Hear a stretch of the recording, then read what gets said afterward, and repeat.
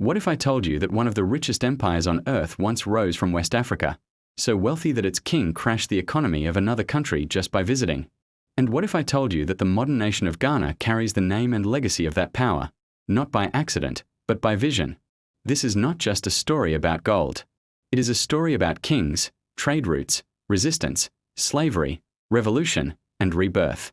Stay with me, because the history of Ghana is deeper than most textbooks ever told you. Chapter 1. The Ancient Ghana Empire, 040 to 3:00 long before Europeans arrived on African shores. West Africa was already home to powerful states. One of the earliest was the Ghana Empire, also known as Ouagadougou. It did not sit where modern Ghana is today. It was located farther northwest, in parts of present-day Mauritania and Mali. But its influence shaped the entire region. Between the 8th and 13th centuries, this empire controlled the trans-Saharan gold trade. Gold flowed north to North Africa and Europe. Salt came south across the desert. Camels crossed endless sand carrying wealth that made Ghana legendary. Arab writers described the king as sitting in a court filled with gold ornaments, guarded by trained dogs wearing golden collars. Gold was so abundant that the king controlled every nugget. Common people could only trade gold dust. That single rule kept the empire powerful. But empires rise and fall. By the 1200s, the Ghana Empire weakened and was eventually absorbed by the Mali Empire, the empire of the famous Mansa Musa, whose wealth stunned the world.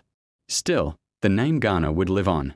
Chapter 2. Forest Kingdoms and the Rise of the Akan, 3:00 to 5:30. While Sahel empires dominated the north, powerful forest kingdoms were growing farther south. Among them were the Akan states, including Denkyira, Akwamu, and later the mighty Ashanti Empire. The Ashanti built one of the most organized and militarily strong empires in West Africa during the 17th and 18th centuries.